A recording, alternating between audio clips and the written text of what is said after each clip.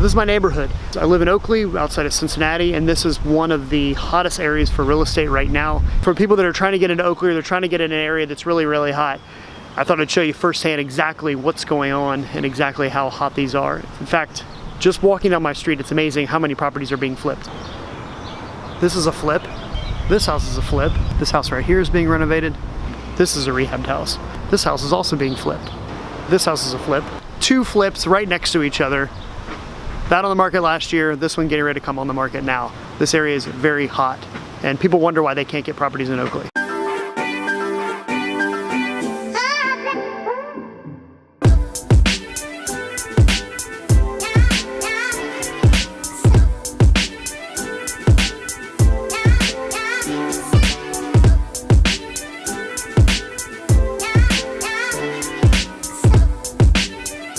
I'm here with Leanne. Leanne is one of our customers at Build. She is a full-time real estate investor, and she was nice enough to let us come out here and invade her flip that she's doing right now that she's almost done. And we're also sitting down with Cassie, who is her daughter and is one of the top sales associates at Build. And Cassie sold her this house before it needed to be fixed up, when it was still just a complete mess, right? Correct. So what did this place look like, just in general, before, like when you first took it over? Oh, it was overwhelming, to the point where my husband didn't even want to walk in. There was just so much stuff everywhere. You had to climb over books and just debris everywhere. It took, I think, close to 20 truckloads to get everything out. So how quickly, when you saw the house and you looked at the numbers that Cassie showed you, how quickly did you pull the trigger? Because this house, if I recall, this house sold pretty quickly. Yeah, it did. It was, quite honestly, less than an hour. Less than an hour? Less than an hour. And normally I don't do that. Right. This is never my style. My style is always to find a house, walk through there, try to bring in my contractor, know exactly what's going on with the house before I buy it. This was the first one that I didn't do that with.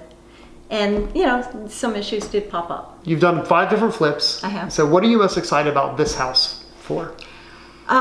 There's actually a couple things. I love the location. So that's what I'm excited about as far as location goes. But inside, it's the kitchen. The fact that it's a long, beautiful, big kitchen, because everybody wants a big kitchen. Right.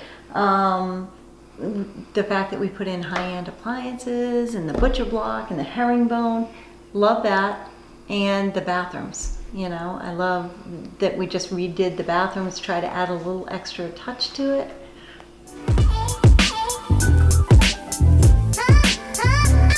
This is the living room. There was a lot of clutter in this house when we first bought it. And there was almost, I want to call it hoarding. Yeah. In here. So it took a while to get everything out, but we cleaned it all out and just did a lot of painting, and we redid the hardwood floor, new light fixtures, everything. We kept the stained glass because people seem to love that stained glass. Oh, let's see. Let me see. So that's original? That is the original. In fact, we had to repair part of it because it was broken. So we wanted to keep some of the old and add some of the new. And with the kitchen, I just felt like that was like a really important aspect, to get this kitchen big, wide open, use some of the exposed brick, add in some wood elements. We tried butcher block for the first time. I know we had a lot of people that told me not to do it, but I'm really glad we did. That's 2-inch thick butcher block that's been finished and stained. I think 4 coats of stain on it. Wow. And I think it came out really cool. I love it. It's one of my favorite parts of the kitchen. Then we did the quartz. So what's the quartz look like? Yeah, it's supposed to replicate, what is it, the marble. Okay. Carrara marble. It's nice because it's not like as glossy. It looks good though. Yeah, and you know the thing about it is you don't have to take care of it as much as you do with granite. You don't have to refinish it. You can put hot things on it. So what did the kitchen look like before? Oh my goodness. Was the layout the same, or? It was a long, thin kitchen similar to this. There was a closet here that we knocked down so we could make this a little bit more open. We extended this out slightly. Yeah, I always try to put in glass cabinets whenever I can, and then people love the vents, so we did that. I've seen a lot of these big glass lights, so I wanted to try them. Normally you see the smaller lights, but this kind of gives a little bit of a bigger impact, a bigger wow. So we did that in here. Yeah, I feel like the lights are kind of like the focal point of the kitchen. That's what I was trying to do. You know, I was trying to... So what's back here? Then we have the master bedroom, and it turned out bigger than I thought. And when I first started redoing this, I'm like, oh, it's really such a small room. But when you get it staged and you get the bed in there, 2 nightstands, it actually is a nice size. So what was this like before? Oh, before it was almost like a hoarder house with, the guy had this big, huge king size mattress in here and junk everywhere, and you could barely walk through here. And it took forever to get all the junk out, but once we did, then you go into the master here, and their master was pretty much falling apart. But this bathroom was really hideous. We came in and just cleaned everything up, replaced everything that was rotted, all new shower, everything is new in here. Looks great. Yeah, and you have to have the walk-in closet. You have to have that. So it's a big selling point. Yeah, you know what, we went back and forth because it would have been nice to have this as a big open bathroom, but if we did that, then we would have lost out on having a nice walk-in closet.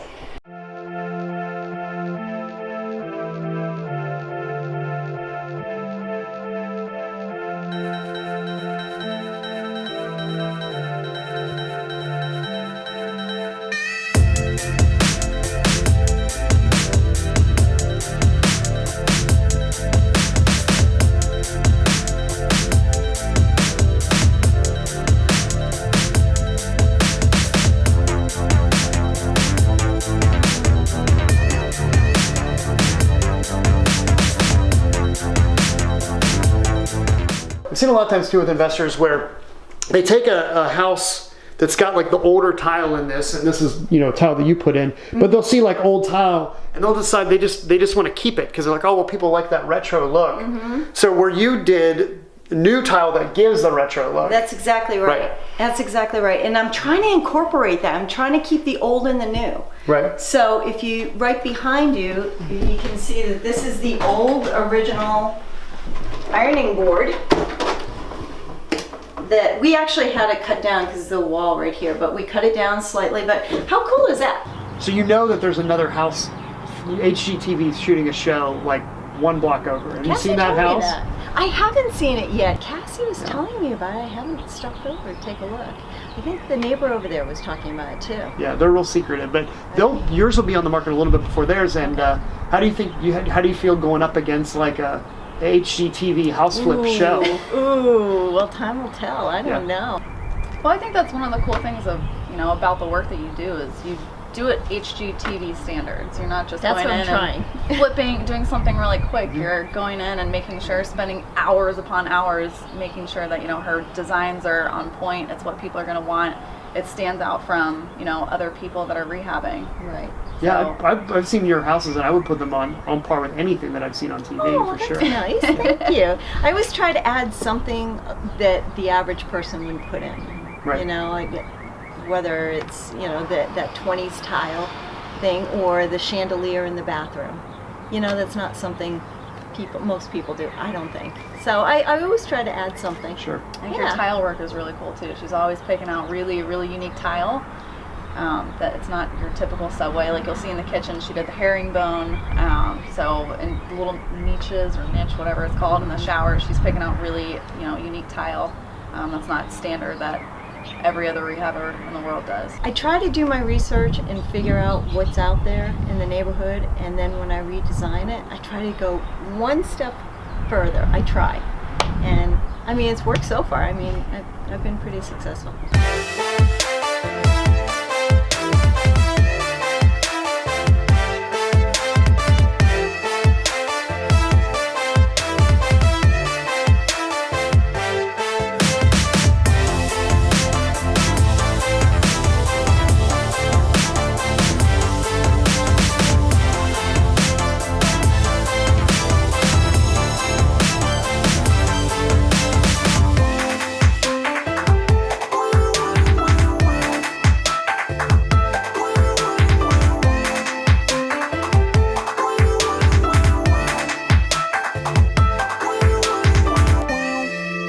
Never thought that we'd go this far.